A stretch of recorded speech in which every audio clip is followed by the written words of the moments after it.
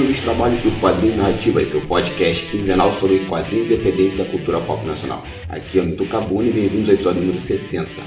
Samela Hidalgo e o seu projeto Norte em Quadrinhos. E pessoal, esse é o primeiro podcast aqui na minha casa nova. Eu agora estou morando em Portugal, saí da fria Irlanda e vim para um local um pouquinho mais quente.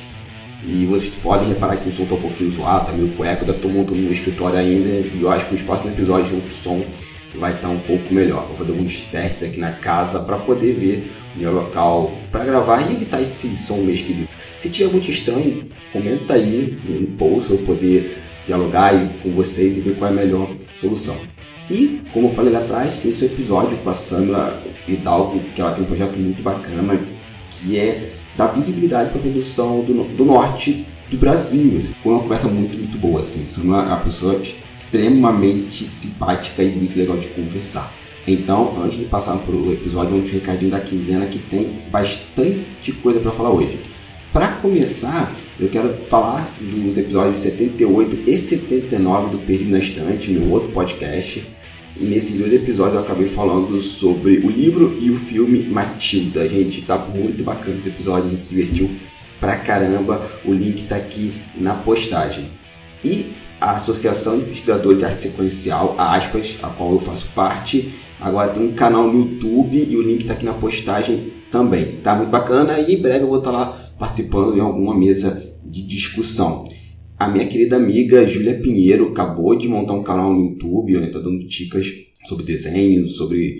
É mais uma pegada digital, pelo menos esses 4 primeiros vídeos, né? O nome do canal é Nanquim Digital e o link está aqui na postagem. E meu querido irmão Cristiano Lugero está com a campanha no Catarse, que é a Liga Tosca dos Super-Heróis 5. Gente, é muito bacana, eu inclusive estou ajudando na edição dessa revista, tem muitas recompensas, eu vou dar algumas recompensas também, mas nós vamos falar no próximo dia 25, domingo agora, na live mensal da Capa Comics. Então tá eu, Cristiano e Alex Genaro falando sobre algumas coisas da capa e vamos estar falando sobre essa campanha no Catarse também. Link aqui na postagem para a campanha no Catarse. E continuando as campanhas no Catarse, nós temos um quadro bem interessante do Bruno Lavoisier e Felipe de Sá, que é a Revolução Merge, Os Olhos de Kanaloa. Link aqui na postagem. Continuando sobre RPG, o Danilo Ximenes está quase batendo a meta do seu livro, né? O Signon Con, que é um RPG de terror. Link aqui na postagem também. E, para a gente fechar essas partes de campanha, tem um recadinho aqui do Eduardo Cassi e o seu livro no Catarse. Ouçam ele aí.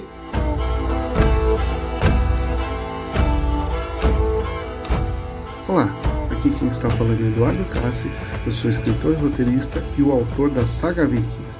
E eu venho aqui para apresentar para vocês a minha campanha no Catarse, Vikings Nidhogg, e já venho trazendo uma ótima notícia. A campanha já foi financiada, em 3 dias batemos a meta principal. Mas ela não acabou, ainda temos alguns dias pela frente e temos metas extras maravilhosas, dentre elas marcadores de páginas, postais e contos de autores convidados. Ana Lúcia Merege, Ayai Maeda, Diego Guerra. Quem apoiou já a campanha, indique para os amigos, continue apresentando essa campanha bem legal, porque todos vão ganhar um livreto extra, ou seja, paga um livro, o Vikings Nidhogg, e vai ganhando um livreto extra com novos contos conforme a campanha vai crescendo e as metas extras vão sendo batidas. É mais conteúdo pelo mesmo apoio. Conto com vocês. catarse.me/vikings2, número 2. catarse.me/vikings2. Vamos lá, vem comigo na minha parede de escudos e vamos alegrar os deuses, por Odin.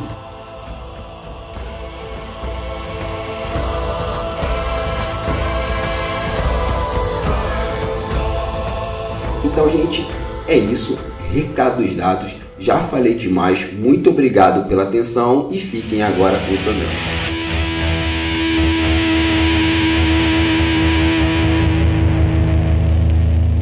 E começando mais um Quadrinhos e Narrativas. Hoje com uma convidada que bolou um dos projetos mais fodas que tem no mundo dos quadrinhos independentes, que é o Norte nos Quadrinhos. Estou com a honra de conversar com Samela Roberta Hidalgo. Samila, muito obrigado por estar aqui no Quadrinhos Narrativas. Muito obrigada pelo convite. Estou aqui participando do convite do... Eita, que eu tô perdida aqui no que eu estou falando. Desculpa. É Hamilton, precisa ser Hamilton, não. É, Hamilton. É porque eu tava escutando Hamilton agora, a trilha sonora da peça, sabe? Aí me confundi aqui. Meu primo, o pessoal fala que... Não, meu primo é o corredor de Fórmula 1. Isso aí é nosso tio-avô. Esse mesmo. Mas então, muito obrigada pelo convite, Hamilton. Então é isso. Não, quando eu vi esse projeto a primeira vez, Norte em Quadrinhos, e confesso que eu não me lembro quem me marcou. Se a pessoa que me marcou comenta aqui nos comentários, é ótimo, né? A pessoa que me marcou, escreve aí, porque eu já não me lembro, peço até desculpa dessa pessoa. Mas quando eu vi esse teu projeto, Samila, eu me senti muito idiota, porque eu fiquei assim, cara, não conheço nada de quadrinhos do Norte. Ou melhor, vamos ser realistas, eu não conheço nem o Norte direito, assim. Sim, imagino. E assim, o único quadrinista que eu conheço do Norte é o Otoniel. Ah, sim. Otoniel de Oliveira, ele é do Norte, né? Eu não falei bobagem, não. Sim, ele é paraense, ele é maravilhoso, adoro as obras deles também. Sim, e assim, só ele. E eu falei, gente, como a gente tem esse problema no Brasil, né? O Brasil é tão grande e a gente acha que só quem produz é sul não, né? Sul com poucas pessoas também, mas assim, é sudeste e nordeste, né? Não, e o norte tá ali, gente, ele existe, ele cria coisas também, cria cultura, arte e por aí vai. Sim, não, e eu também, apesar de eu ser do norte, eu conhecia pouca coisa ali de quadrinhos, então, quando eu comecei o projeto, eu fui atrás, sabe, pra procurar, pra conhecer, fui comprar as obras das pessoas, eu fui conversar, teve um evento lá em Manaus, que foi do Dia do Quadrinho Nacional, que teve bem na frente do Teatro Amazonas, e foi lindo o evento, assim, sabe, foi uma cena muito bonita. E aí eu não pude ir, obviamente, né, porque eu estou morando em São Paulo, mas eu mandei minha mãe, ela foi me representando, e foi incrível, ela comprou várias coisas pra mim lá, gravou vídeo com vários artistas, então isso tudo me ajudou também na minha pesquisa, né, de conseguir conhecer mais para poder falar com propriedade e apresentar isso pro público, foi bem legal. Não, bacana. Então assim, antes de começar a falar do projeto Norte em Quadrinhos, vamos falar da senhorita primeiro. Então, Samila Roberta Hidalgo, quem é você na fila do pão? Eu sou a mais esfomeada na fila do pão, inclusive, mas... E se tiver um pão doce, aí tô dentro também. Eu sou assistente de edição na Devir Brasil, eu também sou responsável pela imprensa, eu também trabalho na parte da distribuição, eventos, marketing, acho que muita coisa ali na Devir. Eu também tenho um podcast chamado DFP, devíamos fazer um podcast. Porra, que nome, hein? Nome, assim, super criativo, né? Desculpa, estou com inveja agora. E o podcast que eu faço, a gente fala sobre a vida no geral, mas a gente consegue enfiar quadrinhos em todos os temas, assim, no final, sabe? A gente sempre dá uma dica de quadrinho no final dos episódios. Então, eu faço esse podcast junto com várias outras pessoas do mercado, que é o Thiago Zanetic, que ele é editor na Panini, a Fabi Marques, que é uma grande colorista de quadrinhos, o Distopia Cast, o Barba do Distopia Cast, né, que ele tem esse canal de quadrinhos no YouTube, e o Felipe Castilho, que é um super autor aí de ficção, fantasia e autor de quadrinhos também. Então a gente se reúne ali pra falar besteira mesmo, falar mal do presidente, falar palavrão, falar essas coisas e sempre enfiar quadrinhos no meio, porque, né, é o que a gente vive. Mas só em falar mal do presidente já valeu o podcast, já valeu ter surgido. É verdade. Eu também acho. E é o que a gente mais faz lá, é falar mal do presidente, praticamente. Acho que o nome do podcast vai ser Devíamos Falar do Presidente. Vamos mudar. Não, devíamos falar mal do presidente. E eu também agora sou colunista no site Mina de HQ. Eu faço uma vez por mês lá sai um texto meu, sempre falando sobre alguma mulher no meio dos quadrinhos. Então, tô por lá fazendo isso. E também, como a gente já disse, né, criadora do projeto Norte em Quadrinhos. Acho que por enquanto é só.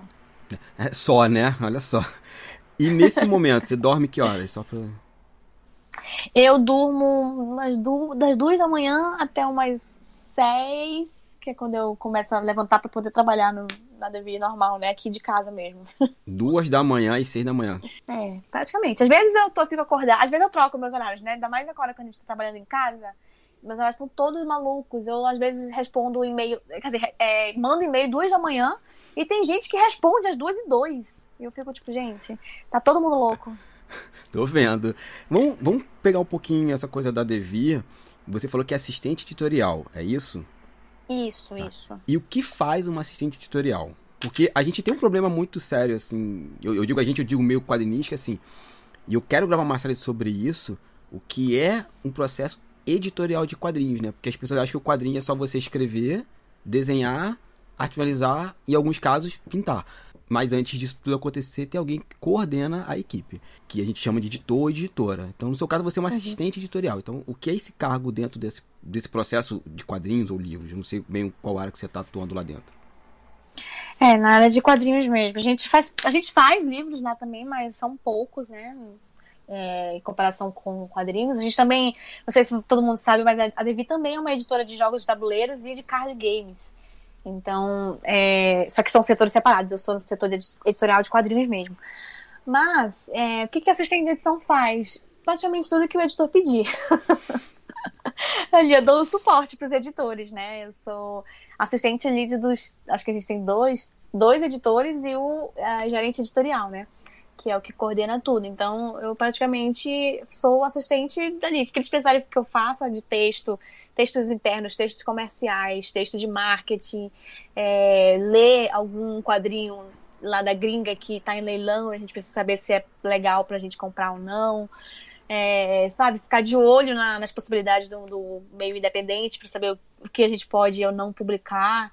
Eu meio que faço isso. É quase um trabalho de editor, mas eu não tenho todos os poderes, eu acho, assim, dos editores, né? De martelada final. Praticamente eu sou o contato dos outros na Devi, né? Sou o contato das outras editoras na Devi e do público, dos autores, etc. Todos passam por mim antes de ir pros editores. Então, acho que é praticamente isso. Mas praticamente ajudo a fazer capas, ajudo todo no processo editorial, né? De ajudar a escolher tradutores, revisores, dar ideias de como que vai ser a capa, como é que vai ser o acabamento, etc. Fazer parte do planejamento mesmo do processo. Eu tô ali sempre a postos. É isso. Trabalhando diretamente com isso, a sua relação com o consumo dos quadrinhos foi alterada?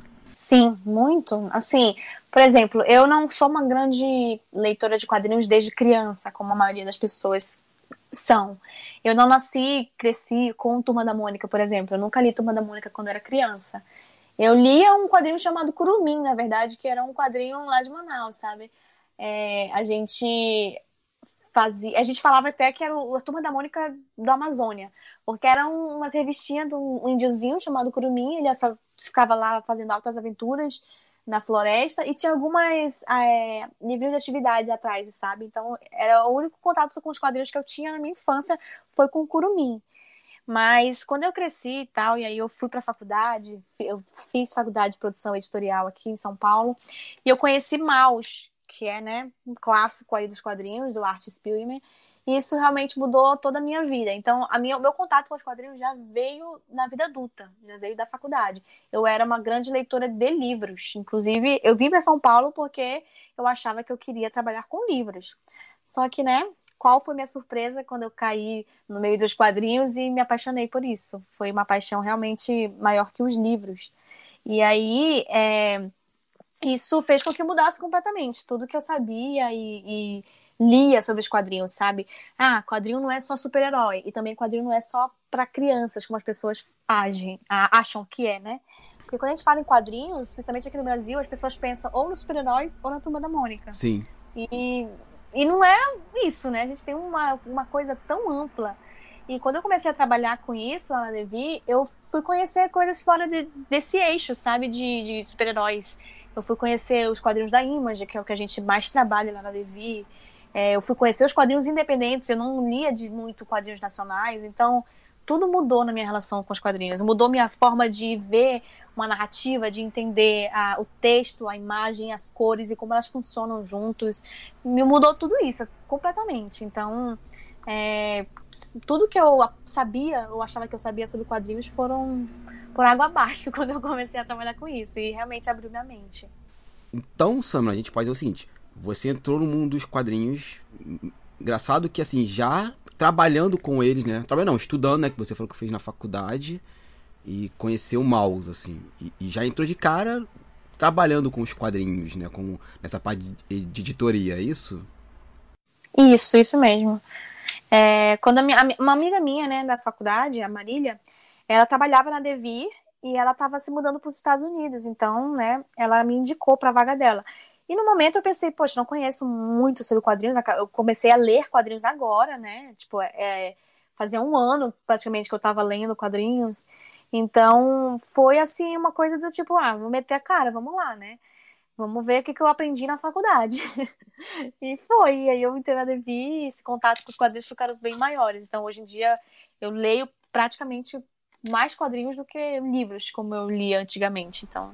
Interessante. Então, você já começou a trabalhar no campo editorial direto com a Devir? Não teve nada antes? Exatamente. Não teve nada antes. Eu era completamente alheia. Assim, eu só sabia as coisas teóricas que eu aprendi na faculdade, né? Mas na prática mesmo foi na Devir. Nossa, é quase Daniel na Cova dos Leões, né? Se joga aí, se vira, minha filha. Exatamente. E quando a gente trabalha numa editora, principalmente assim, de médio porte, né, que é a Devir, a gente aprende a fazer de tudo. Então eu já fiz de tudo lá. Já carreguei caixa em evento, eu já fiz eventos, eu já, sei lá, como eu também disse, eu sou responsável pela imprensa. Então eu que tenho um contato com os influenciadores, com os jornais, etc. Então, eu já fiz de tudo ali. É legal, porque realmente aprendi como tudo funciona dentro de uma editora, cada etapa, sabe? Financeiro, distribuição, logística. Então, estou apta, eu acho, aí para qualquer coisa dentro de uma editora.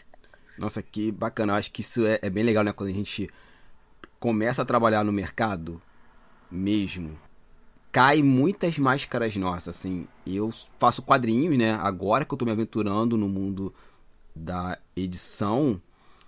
E é muito engraçado, porque quando você dá aula sobre quadrinhos, né, eu dou aula sobre isso, todo mundo acha que é tudo perfeito, maravilhoso, que a pessoa que edita o quadrinho é uma pessoa malvada que vai destruir a sua história. E acho que você deve ter ouvido isso, né? Sim, o pessoal age como se o editor fosse um inimigo, né? Em vez de estar uma pessoa ali que está te orientando. E eu sempre falo, não, gente, a pessoa que edita, né, o editor, a editora, tem que ser ovacionado, porque muitas vezes você tem uma ideia muito boa, mas não está desenvolvendo, essa pessoa vai dar um caminho, vamos por aqui, vamos por ali, vai te dar uma visão, não é? Você não é o Alecrim Dourado, o artista perfeito. Exatamente. E é engraçado porque assim, as pessoas acham que o editor tem que entender só de texto, né?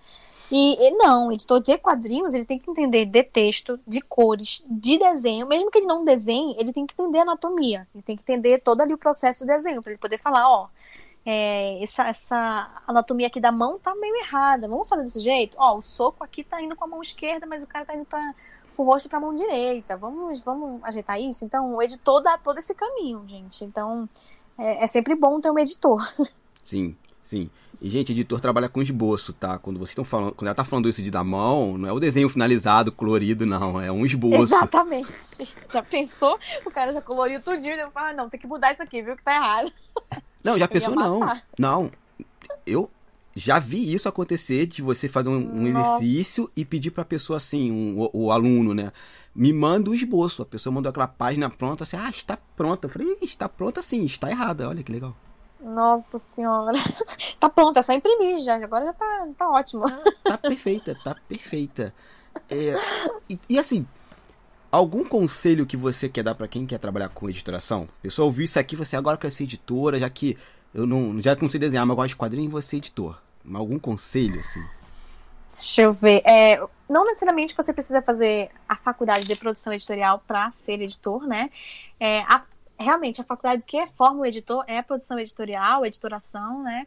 Mas muitos editores da área de quadrinhos são jornalistas ou vieram de letras, de marketing. Então, não necessariamente você precisa fazer essa faculdade. O ponto é contatos. Você precisa se enturmar. Vá em eventos, sigam as pessoas do mercado no Instagram, no Twitter, assim, mesmo, conversa, todo mundo é super aberto, super legal, super gente boa. E você vai marcando presença, sabe? Porque, infelizmente, até hoje, o mercado de quadrinhos do Brasil é um ovo, né? Então, é tudo por base de indicação. Sim. Você tem que saber fazer os seus contatos, façam cursos sobre isso. O Sidney Guzman dá curso lá na Quanta sobre edição de quadrinhos. O Guilherme Kroll e o Cássio Medawar também, eles que estão agora na Conrad, né? Eles dão curso pela LAPUB de edição de quadrinhos. A Carol Pimentel dá curso de tradução de quadrinhos. Então, assim, sempre que tiver algum curso, é muito bom você fazer para aprender e para conhecer as pessoas que também estão fazendo no curso, porque já é o famoso network, né? Então, eu acho que essa é a maior dica, faça contatos. Vá em eventos e conheça todo mundo e faça você ser visto. Acho que é isso. Tirando o Guzman, todos os outros que você citou têm aulas online, ou não? Exatamente. O Cássius e o Guilherme Kroll têm aula online pela LAPUB, que é uma escola, né, de editoração. Eles estão sempre lá dando muitos cursos de qualquer coisa. Tem de curso de literatura nerd, tem curso de produção gráfica, tem curso de tradução. Então, estão sempre dando aula e é tudo online. Então, assim, é bem melhor. Principalmente agora, né? Nesse ano todo mundo passou a dar aula online e eu acho que até ajuda, né, a chegar em mais gente. Uhum. Então procurem esses cursos porque são bem bons. Não, bacana. E depois, gente, eu vou linkar tudo aqui no post pra vocês procurarem, fazer o curso e jogar pra frente. Isso. Maravilha. Então agora vamos falar sobre esse projeto fascinante. Eu sou muito apaixonado por ele. Eu só não consigo ver ele ao vivo, né, quando você faz as lives, por causa do fuso horário, mas no dia seguinte eu assisto. Que é o seu projeto Norte em Quadrinhos, assim, que eu acho que ele é extremamente importante para isso, né, pra gente diminuir a distância entre a produção de quadrinhos do Norte com o mundo, né? Acho que você tem um projeto Exato. muito, muito bacana. Então, Samila, como é que surgiu o projeto? O que se trata o projeto? Então, como eu sou uma mulher do Norte, né, eu sou amazonense, e eu estou aqui no meio da produção de quadrinhos que fica em São Paulo ainda, né? A produção de quadrinhos do Brasil ainda é muito centralizada em São Paulo. Eu pensei, eu tô com a faca e o queijo na mão. Por que não ajudar, né? Fazer alguma coisa com esse meu privilégio de estar aqui. E aí, foi quando eu comecei a matutar isso na minha cabeça, mas nada fixo, assim, nada tipo, certeiro, vou começar e tal. Isso já estava na minha cabeça faz um tempo. Mas aí eu fui pra Comic Con no ano passado, né, em 2019, aqui em São Paulo, e eu passando assim pelo Artists Alley, e eu vi que tinha uma ala enorme, assim, do pessoal do Nordeste. E a produção do Nordeste, eles são muito próximos, né? Todos os estados ali, eles se conversam, eles são amigos, eles fazem coisas juntos, estão sempre nos eventos juntos. Eu falei, cara, que legal. E aí eu falei, será que tem alguém do Norte aqui? Vou procurar. Eu procurei nas 700 mesas que tinha ali no Artists Alley da Comic Con do ano passado. Eu encontrei 3 pessoas do Norte. Dos 700 artistas que estavam lá, só 3 eram do Norte. E aí eu falei, não, gente, tem alguma coisa errada, porque não é possível, sabe? Que não tem gente fazendo quadrinhos no Norte. É óbvio que tem. Cadê esse pessoal? Por que eles não estão aqui? E aí eu fiquei com tanto isso na cabeça que eu fui convidada pela Comic Con para participar de um painel lá, né, no auditório, para falar sobre as personagens femininas dos últimos anos, que estavam se bombando. E lá eu comecei a falar, e aí começou a vir isso na minha cabeça, e aí eu comecei a levantar a bandeira do Norte mesmo ali, sabe, no meio do auditório, com 2.000 pessoas me assistindo, eu estava nervosa. E aí eu comecei a falar, tipo, gente, não sei o que, tem muita gente boa produzindo, cadê o pessoal do Norte? E eu comecei a falar, comecei a militar ali pelo Norte, no meio da Comic Con, e isso veio ali na hora. Eu falei, eu vou fazer um projeto que dê visibilidade para esse pessoal. E aí todo mundo gostou, o pessoal que estava lá assistindo o painel veio falar comigo depois, falando, nossa, eu sou de Tocantins, eu queria muito saber sobre esse projeto, como é que você vai fazer e tal. Aí eu falei, gente, me acompanhe nas redes sociais que eu vou botar isso em prática. E aí eu tive que realmente começar a ir atrás disso, sabe? Foi uma coisa assim no momento, sabe? De coração assim no momento. Pessoas da plateia levantaram pra te interpelar sobre o projeto, que bacana. Foi. Eu tava assim, saindo do auditório e vi umas pessoas falar comigo, falando que gostariam muito de saber sobre o projeto, de saber como é que vai ser. E aí pois é, quando eu tiver ele pronto eu te digo, porque não tinha nada ali, né? Eu tinha acabado de surgir a ideia. Só tinha um coração, né? Exato. E aí eu fui colocar isso em prática, né? Eu falei, vamos lá, vamos procurar, vamos... Eu comecei a fazer uns contatos que eu tenho lá em Manaus, né, na minha cidade. Eu comecei a falar com o pessoal, gente, eu procurando pessoas que façam quadrinhos. E aí uma coisa foi puxando a outra. O pessoal de Manaus me indicou o pessoal do Pará, aí do Pará eu fui já indicada para o pessoal, sei lá, de Rondônia, de Roraima, e assim foi. Eu tenho uma planilha hoje em dia, né, porque para eu conseguir colocar todo mundo, eu tenho uma planilha com nome, estado, o Instagram da pessoa, assim, sabe, para poder eu escolher. Eu faço uma tabelinha, né, para saber quem que eu vou escolher e tal, etc, quem tá produzindo, para eu poder conseguir falar lá no projeto. Que eu até esqueci de falar que o projeto são as lives que eu faço todos os domingos no meu canal no YouTube, às 6 da tarde no horário de São Paulo e às 5 da tarde no horário de Manaus, porque eu sempre tenho que lembrar que tem o fuso horário. Sim. Você falou que tem um podcast com outras pessoas. Quando você pensou nesse projeto, ele já foi pensado para ser live ou você já quis fazer podcast? Ou como ele surge? Ele surgiu, na verdade, eu pensei em fazer uma parte visual, né? Porque eu queria mostrar as artes, eu queria que as pessoas vissem que realmente são pessoas boas no que estão fazendo ali, não são pessoas amadoras, sabe? Então eu fiquei pensando, eu preciso mostrar as artes dessa galera pro pessoal, para eles saberem como é que é o traço, como é que é o estilo deles. Então, num podcast não daria para eu fazer isso. Uhum. E aí eu pensei em fazer as lives no Instagram, porque eu falei, eu tenho um alcance maior no Instagram, vou fazer lá. Só que, né, sabemos que as lives no Instagram são muito instáveis, muito trava toda hora. E aí eu não conseguia mostrar as coisas direito, e aí eu comecei a me irritar. Falei, não, vou migrar pro YouTube, que eu consigo fazer tudo bonitinho ali, né? Fazer um template bonito, colocar as capas, conversar, realmente ter uma cara de talk show, né? E aí eu migrei pro YouTube, porque eu consigo... Não tem também o limite, né? O Instagram você tem que ser em 1 hora e se acabar, acabou na hora, se na metade.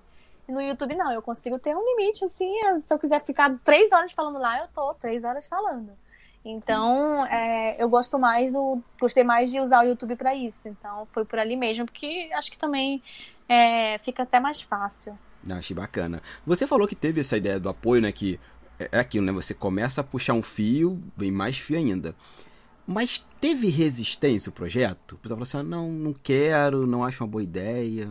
Não teve nenhuma. Todo mundo que eu entrei em contato, que eu fui falando, fui conversando, fui conhecendo dos artistas, foram super receptivos, foram super... Até acharam isso uma ideia muito animadora. Tipo, cara, que ideia incrível. Eu super topo participar da live. Eu tenho gente pra te indicar. Eu acho que seria muito bacana isso pra gente dar um gás a mais pra produção aqui, sabe? E não teve nenhuma resistência. Foi super, super de boa. As pessoas me apoiaram muito. Tanto o pessoal de lá, né, os artistas de lá, quanto as pessoas daqui do Sudeste, do Sul, me apoiaram demais, assim, não tive nenhum problema quanto a isso, ainda bem, né? Não, eu te pergunto isso porque eu sou da Capa Comics, né, e quando a gente começou um evento de quadrinhos chamado Gibizeira, a nossa meta era assim, não cobrar medo dos artistas. É engraçado que nós tivemos resistência, né, teve artistas que se negou a participar porque a gente não cobrava a mesa. Nossa senhora, achavam que... tem gente que acha isso, que, nossa, é de graça, deve ser ruim. Então, é de graça, pra quê, né? Assim, teve gente que me perguntou por que eu estava fazendo isso. Porque eu estava perdendo meu tempo pra tentar divulgar eles, né? Um artista de lá, de Manaus, falou isso. E aí, eu, tipo, mas é porque, sabe, eu tô aqui no meio, eu preciso fazer alguma coisa. Se eu posso ser essa ponte, eu vou usar esse meu privilégio de estar aqui pra fazer isso. E aí deu tudo certo, a pessoa entendeu e participou das lives, etc. Deu tudo certo. Não, que bom que a pessoa participou da live, né? Eu achei curiosa a pergunta, você tá perdendo o seu tempo pra divulgar o quadrinho. Não, tô divulgando o seu trabalho, parceiro. Então acho que ele tava meio desanimado com as coisas, né? Que fazia tempo que ele tava publicando, né? Tentando viver disso lá em Manaus, e a cena lá é bem, bem pequena mesmo. Então eu acho que ele não tava muito batendo fé que que ia dar certo, sabe, alguma coisa. Então, eu ainda entendo, era um medo, mas tudo bem. Não, sim, faz parte. E nesse processo todo de descoberta de artista, você teve muitas surpresas positivas, assim, gente que você falou, caramba, como é que eu não conheci essa pessoa antes? Nossa, muito. Tem uma artista que eu entrevistei lá no Norte em Quadrinhos, a Hipácia Caroline. Ela é de Roraima e ela é uma mangaka. E assim, é incrível o trabalho dela. A gente já acha difícil encontrar, ou falar, ou conhecer quadrinistas que escrevem quadrinhos, mesmo que não seja, né, de outro formato. Ainda mais mangaka, sabe? Gente que escreve e faz mangá. Já é difícil encontrar brasileiros, assim, sem ser do norte, sudeste, imagina do norte. Então foi uma surpresa muito grande quando eu conheci o trabalho dela e eu comprei os mangás dela, li, a gente conversou bastante sobre isso e sobre todo esse projeto dela de realmente ser uma mangaka. Ela falou, eu não quero fazer quadrinhos ocidentais, eu quero fazer mangá, é o que eu gosto de fazer, são as minhas referências. E é isso que eu faço. Eu achei incrível. Incrível, incrível, incrível. Então, foi uma grata surpresa mesmo. A Hipácia e o trabalho dela. Bacana. Na sua seleção, você trabalha tanto com quadrinhos impressos como publicado na internet, os webcomics? Sim, sim. Tem uma artista também que eu entrevistei lá, que é a Juliana Resutti. Ela só publica webcomic. Ela tem uma webcomic de uma cupida que faz muito sucesso no Facebook. Tem muitos seguidores, assim, mais de 100 mil seguidores no Facebook. Então, ela só publica em webcomic. Ela ainda não publica impresso. E eu entrevistei ela, então foi super legal também. Meu Deus, é meu sonho entrevistar essa menina. Eu sou apaixonado por aquela cupida. É maravilhoso, né? Eu adorei participar. Cara, e ela é super legal. Ela é super engraçada. A Nora não, né? A Nora Cupida não. A Juliana, ela é super de gente boa. Foi incrível a live com ela. Inclusive, a gente virou amiga. Essa que eu também gosto muito, sabe? Essa é a parte que eu gosto mais de fazer esse projeto. Porque depois das lives a gente vira tudo amigo. Eu viro amiga desse pessoal. A gente conversa sobre outras coisas. A gente troca confidências, sabe? Então é bem legal mesmo. Eu posso falar a mesma coisa que, assim, quando eu faço quadrinhos narrativas, essas pessoas acabam sendo minhas amigas, assim. Eu espero que eu faça uma amizade com você, porque é muito mais legal a gente ficar conversando, depois trocar ideia, um ajuda o outro. Exatamente. Sim, inclusive por causa do quadro de narrativas, eu tô realizando um sonho de criança, que eu acho que quando esse podcast for lançado, já vai ter sido publicado, que é um livro de RPG. Que legal! Caramba! O meu sonho de criança não, adolescente ali, né, 16 anos, comecei a jogar RPG, e eu sempre quis ilustrar. Inclusive a Devir publicava RPG, não sei se publica hoje, mas... A gente publica 2 só, que é o Bandeira do Elefante da Arara, né, que é um nacional, e o The Witcher, que a gente tá publicando agora. The Witcher da série, né, dos livros. Isso, exatamente. Confesso que eu não sabia que tinha RPG do Witcher, só conheci o game. Na verdade, assim, eu nem sabia que tinha livro, fiquei sabendo aqui quando eu cheguei na Irlanda, né, que tem uma galeria, assim, a galera compra esse material, o livro. Aí depois, gente, primeiro é um videogame, depois não é um livro, que depois virou série. Eu falei, gente, não dá. Não, é multimídia, né? Tem tudo de The Witcher. Sim, eu comprei o quadrinho. Eu tenho o quadrinho, acho que foi pela Devir. É muito bom. O quadrinho é da Martins Fontes, da WMF. Isso, que eu achei a arte linda, mas confesso que eu comprei pela arte e eu nem conhecia o livro, o game, nem nada. Aí depois descobri o game, e depois descobri o livro, quando eu cheguei aqui, depois virou série. Eu falei, não, daqui a pouco tem um podcast. O RPG tá bem bonito, inclusive, assim, modéstia à parte que foi feita na Devir, mas tá muito bonito, tá muito legal. Quando eu estiver no Brasil, vou dar uma procurada nele. Mas assim, eu acho muito bacana isso, né, que eu acho que pessoas como eu e você, né, que produz um determinado tipo de conteúdo, visando o quadrinho independente, depois formar a amizade dessas pessoas, e a gente poder estar ajudando, né, essa forma de arte que a gente tanto ama, não tem preço. Volto pra todo mundo, assim, ó, o quadro de narrativas não me dá dinheiro nenhum. Ao contrário, a gente acaba gastando grana com isso, que tem que comprar equipamento, fazer uma série de coisas. Mas assim, não troco por nada. Só o fato de dizer assim, cara, tem um quadrinho que o pessoal tá lendo porque eu vi no meu podcast. Falei, ok, já valeu a pena, vamos gravar o próximo episódio. Exatamente, eu me sinto da mesma forma. Como eu disse, que as pessoas estão apoiando bastante, o público, assim, que tá assistindo as lives, o público leitor mesmo, tá apoiando bastante.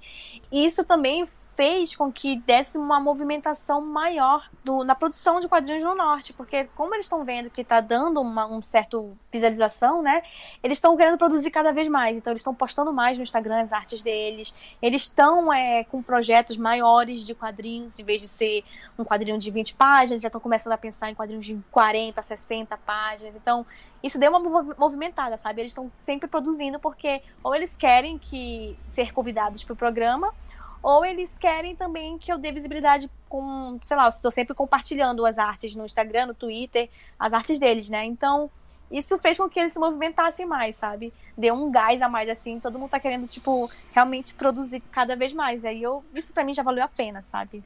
É maravilhoso. Perfeito, perfeito. E é isso que eu falo com as pessoas, assim, um dos motivos que me fez criar esse podcast era a ausência de quadrinhos independentes na podosfera. Que eu falo, gente, eu não aguento mais ouvir podcast sobre o Wolverine. Chega, não dá. Exatamente, sobre Marvel e DC, né? Não dá, assim, não dá. Cadê o pessoal pra falar sobre, sei lá, o quadrinho do Otoniel, por exemplo, ou de uma Thaís Linhares?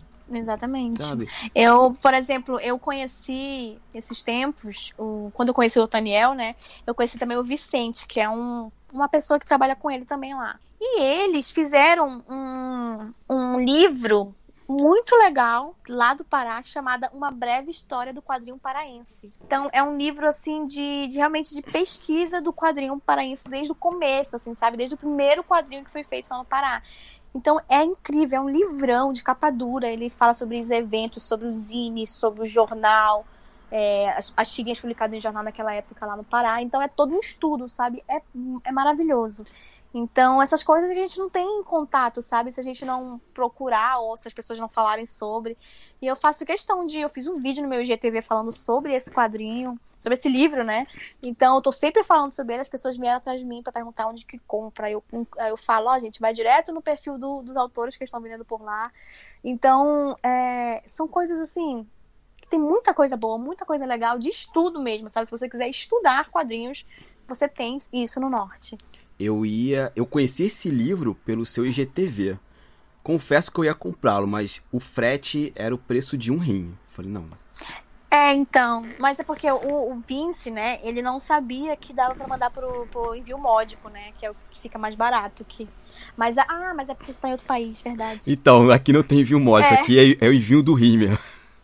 Esqueci disso. Não, mas assim, eu vou encomendar ele pra ir pra casa dos meus pais, no Rio de Janeiro. Aí quando eu for lá, eu pego o livro, não tem nenhum problema. Real, verdade. Melhor, né? Sim. Inclusive esse é meu projeto. Comprar coisas no Catarse, livro e tal, deixo na casa dos meus pais, quando fizer um volume, eu falei, já que eu vou ter que gastar dinheiro, junto uma grana maior, pago um frete gigantesco, uma caixa, despacha pra cá e pronto. Bem melhor. Inclusive o Catarse, né? Às vezes eu fico pensando, gente, qual desses eu apoio? Porque eu queria apoiar todos, mas eu não consigo, né? Mas tem muito projeto legal no Catarse, né? O que eu faço com Catarse, assim, o que eu não consigo apoiar, até os que eu apoio também, mas eu dou assim, não consegui apoiar, eu faço divulgação durante uma semana no Twitter ou na página do Facebook do Quadrinhos Narrativas, pra estar divulgando mesmo também. assim. Eu também. Eu fico divulgando, e quando eu consigo, aí eu vou lá e compro e apoio e tal, né? Mas mesmo antes de apoiar, eu já tô divulgando, porque quando eu vejo que é um projeto bacana mesmo, assim, bem, bem bonito. Uhum. Mas só esse mês eu já apoiei, sei lá, uns 10. E aí eu fico pensando na minha fatura depois, mas eu que lute. Não é? Depois é espaço físico também, vou botar tudo isso. Sim, exato. Não, que esse é um problema que eu tenho, espaço físico, mas eu não vou pensar nisso agora. Melhor, né? Assim, você tem um projeto muito bacana, tá tendo muita visibilidade, mas a gente tá aí vivendo sobre os auspícios da extrema-direita brasileira. Ela é machista pra cacete e você é uma mulher que tá colocando a tapa pra falar sobre um projeto. Então, assim, o projeto e você mesmo, assim, sofre ataque dos fracassados. E fracassado, gente, é um termo que a gente vai usar a partir de agora, que é o seguinte. O que é um fracassado aqui? É todos os incels, machistas, racistas, bolsonaristas, de forma geral, a gente vai colocar nessa coisa chamada fracassados. Tá? Então, pra gente... Não vou ficar explicando o tempo todo, não. Fracassados são esses. Tem esse problema? Você sofre ataque de hater? Como é que você lida com isso? Você e o projeto? Eu gostei desse termo fracassado, vou passar a usar. Que aí abrange tudo de uma vez, né? É bom. É. Então, o projeto em si, não necessariamente. Mas eu, sim, acho que praticamente todos os dias da minha vida, desde que eu comecei a trabalhar com quadrinhos. Eu lembro que teve dois casos, assim, específicos que eu gosto de lembrar, porque eu acho engraçado. Um foi quando saiu uma entrevista minha, num jornal, falando sobre eu ser uma mulher no mundo dos quadrinhos. E aí alguém pegou essa entrevista, né, minha, e publicou num grupo de quadrinhos por aí, pelo Facebook. Aí alguém comentou lá, nossa, ela nem lia quadrinhos quando era criança, leu um dia desse, já tá trabalhando no meio, o que ela sabe sobre quadrinhos para poder trabalhar no meio? E aí veio um monte de gente, né, xingar o cara lá, porque ele tava sendo idiota, obviamente. E aí eu respondi, eu falei, moço, eu posso não ter entendido de quadrinhos desde criança, mas eu entendo de produção editorial, que inclusive foi o que a faculdade que eu fiz. Se você que entende de quadrinhos desde criança souber sobre produção gráfica, aí a gente pode conversar e você pode até pegar meu emprego. Mas, né, por enquanto eu estou aqui. E se isso não é ser da área, se eu fazer a faculdade de produção editorial não ser da área e não poder trabalhar numa editora, imagina o que é, né? Falei pra ele. E tipo, aí todo mundo ficou lá rindo, atacando, porque eu realmente acho engraçado. Porque ele não falaria isso de um homem, eu tenho certeza. Então, isso foi só pra me irritar mesmo, me atacar e falar, não, eu sou menina no quadrinhos, como tem sempre os babacas que falam. Mas eu só ri porque teve muita gente ali que me apoiou, inclusive ele foi o único ali que falou essa merda, então... Pra mim, hoje em dia eu falo sobre isso, mas eu acho graça. E teve uma outra pessoa também, que uma vez eu publiquei, a gente tava de mudança lá na Devir, né? A gente tava mudando de escritório. E a gente tava começando a empacotar as coisas, colocar tudo em caixa, etc. E eu gravava, né, antes da pandemia, alguns vídeos pro Stories da Devir, né? Que é chamado Senta Que Lá Vem Stories. E eu falava sobre os lançamentos da Devir, etc. Então, eu tava sempre lá, mostrando os lançamentos, etc.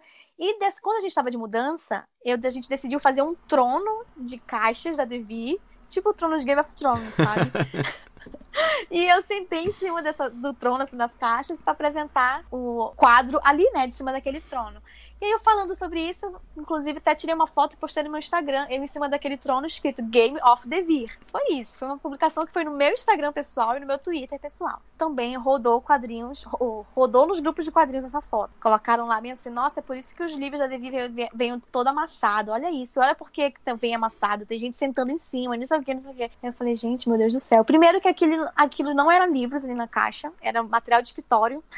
Então, se eu estava amassando alguma coisa, eu estava amassando, sei lá, uma régua, caneta. Um grampeador. Um grampeador, exatamente.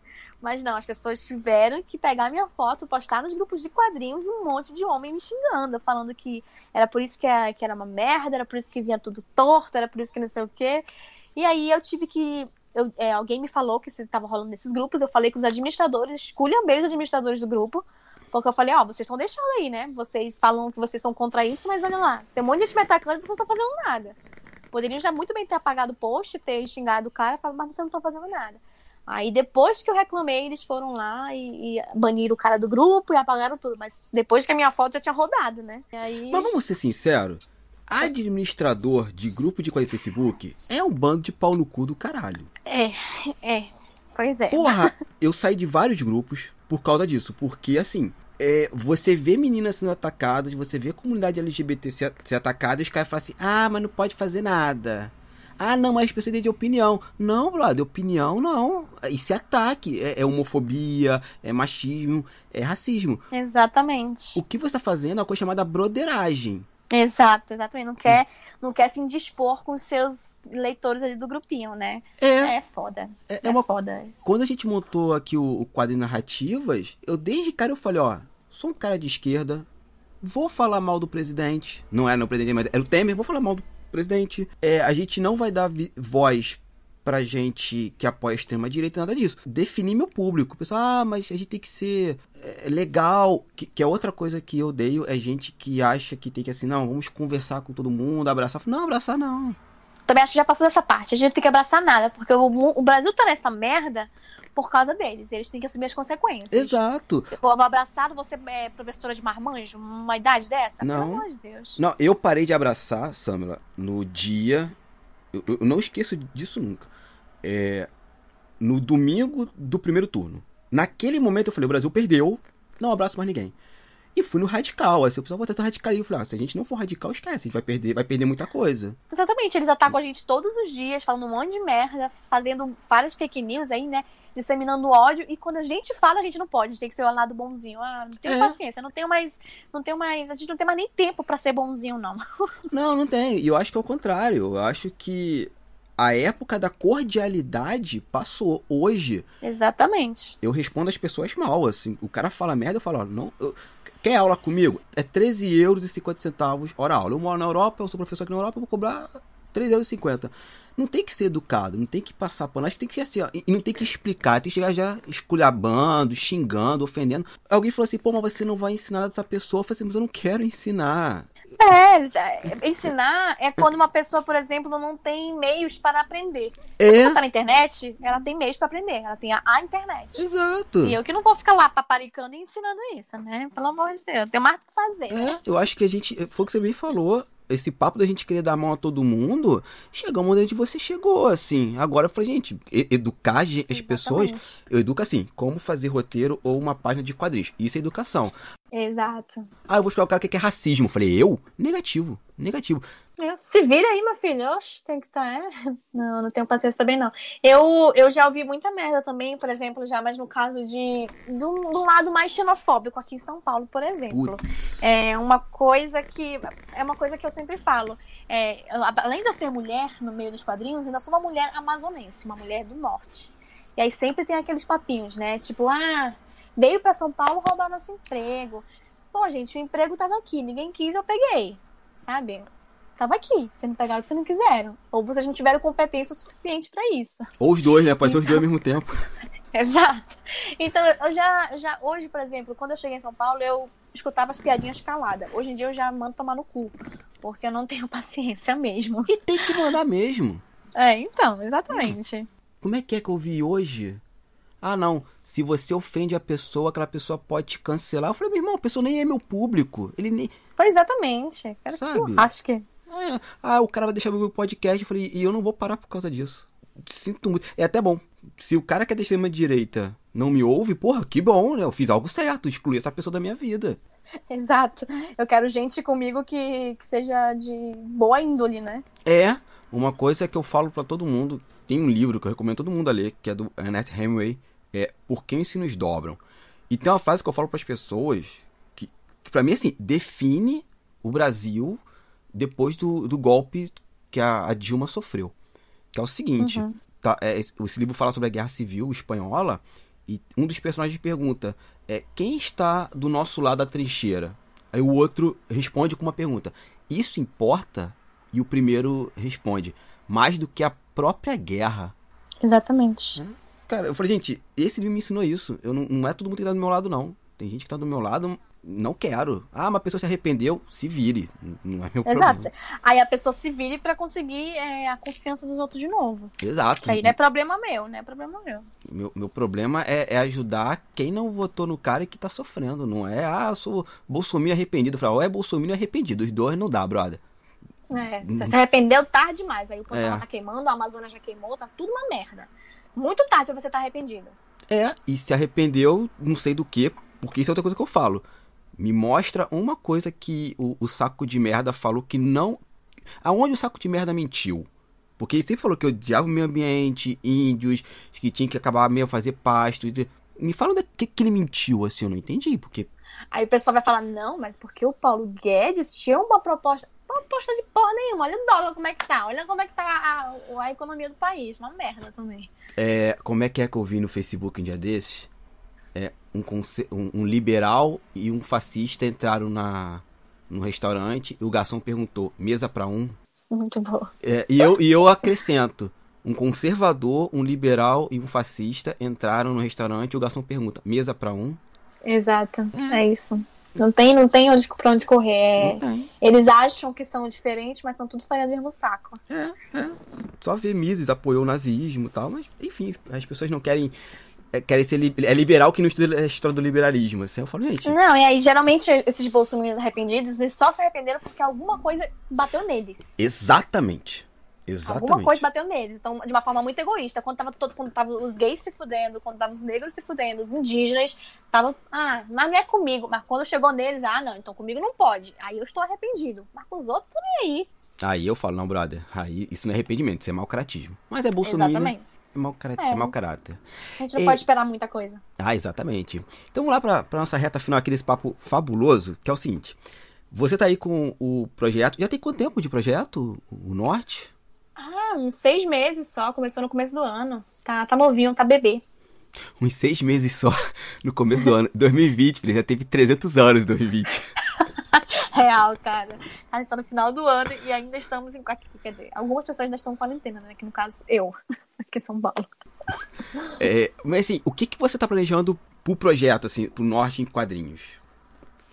Cara, tem muita coisa legal que eu quero fazer, que eu estou planejando e que já, inclusive, algumas pessoas já entraram em contato comigo para fazer projetos sobre isso.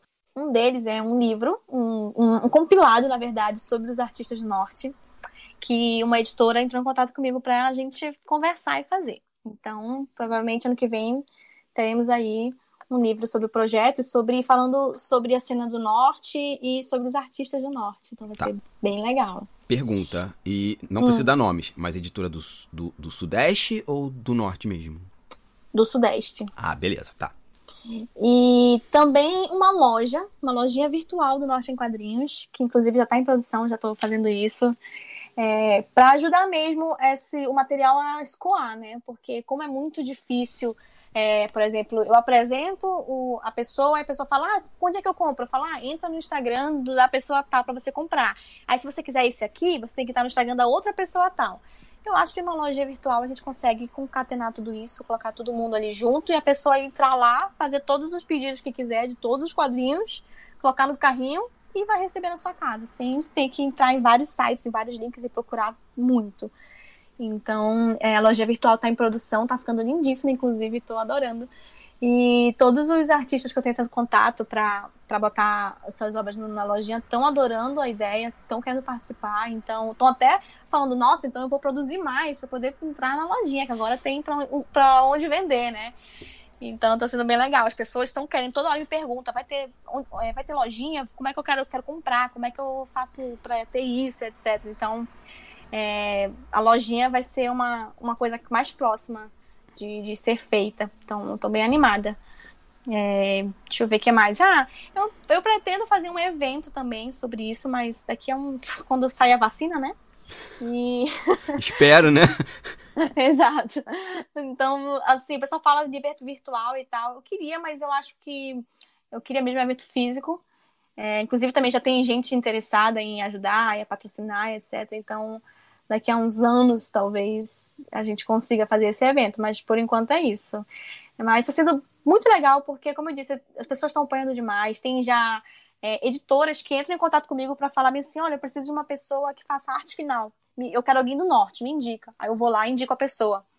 Então, eu estou sendo uma espécie de agente também. E isso está sendo bem legal, eu estou curtindo bastante.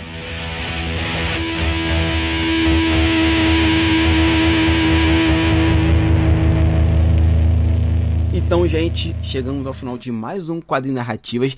E que papo gostoso. É uma conversa que eu quero repetir outras e outras vezes. E é uma pessoa que eu tenho muito orgulho de seguir. E é uma coisa que eu sempre falo, eu sigo as pessoas certas.